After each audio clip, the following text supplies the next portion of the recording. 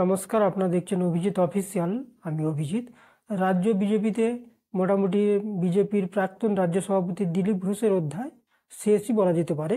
তার কারণ হচ্ছে কয়েকদিন থেকে দিলীপবাবুকে নিয়ে বিভিন্ন ধরনের বিতর্ক চলছিল।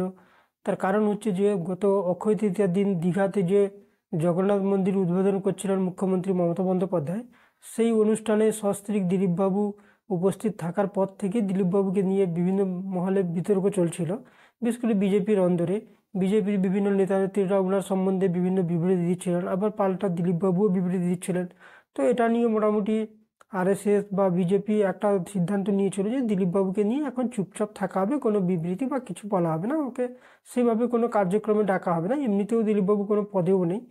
কিন্তু তারপরে যেটা দিলীপবাবু করেছেন, একটা টেলিভিশন চ্যানেলে সাক্ষাৎকার দিতে গিয়ে মুখ্যমন্ত্রীকে উনি ক্লিন চিট দিয়েছেন। বলেছেন যে সবার নামে তো দুর্নীতির অভিযোগ রয়েছে, তৃণমূলের অনেক নেতা নেত্রীর নামেও দুর্নীতির অভিযোগ রয়েছে, কিন্তু মুখ্যমন্ত্রীর নামে তো কোনো থানায় কেস বা কিছু নেই, বা ওনার নামে কোনো দুর্নীতির কোনো অভিযোগই নেই। তাহলে উনি মুখ্যমন্ত্রীকে একদম ক্লিন চিট দেননি, কিন্তু পরোক্ষে বুঝিয়ে দিয়েছেন যে মুখ্যমন্ত্রীর নামে তো কোনো অভিযোগ নেই। তো এইটা পরে যেটা হয়েছে, বিজেপির কেন্দ্রীয় বা রাজ্যের বিভিন্ন নেতারা অনেকটাই বিরক্ত হয়ে গেছেন, কারণ ওনাদের একটাই আন্দোলন ছিল যে মুখ্যমন্ত্রী দুর্নীতিগ্রস্ত, তৃণমূল সরকার দুর্নীতিগ্রস্ত। তো তাদের বিরুদ্ধে আন্দোলন করা হচ্ছে বা রাজ্যে আন্দোলন করছে বিজেপি।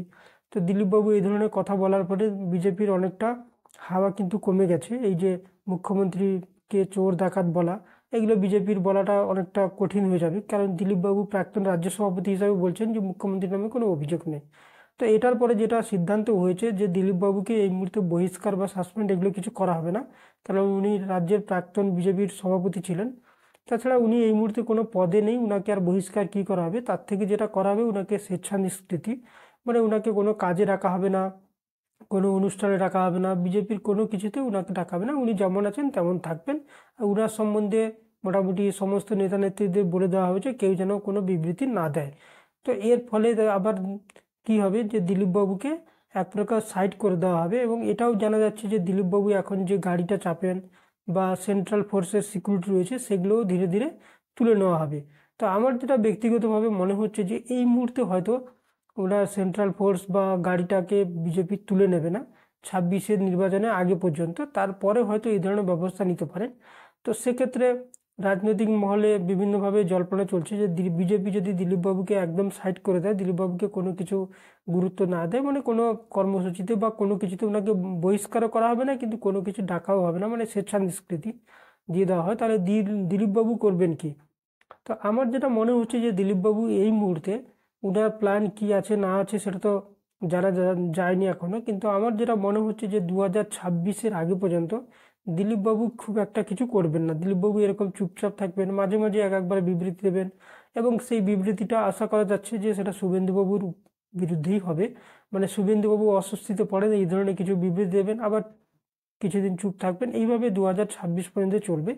2026-এর পরে হয়তো উনি অন্য কোনো দলে যাওয়ার কথা ভাবতে পারেন, বা বিজেপিতেও যদি উনাকে আবার ফেরত নেন, তো সেটা 2026-এর পরে। 2026 পর্যন্ত দিলীপবাবু মোটামুটি বিজেপিতে যেভাবে স্বেচ্ছা নিষ্কৃতি পেয়ে চুপচাপ, মানে বিজেপি ওকে সাইড করে রাখবে, তেমনি আমার মনে হচ্ছে না যে অন্য কোনো দল উনি 2026-এর আগে যাবেন।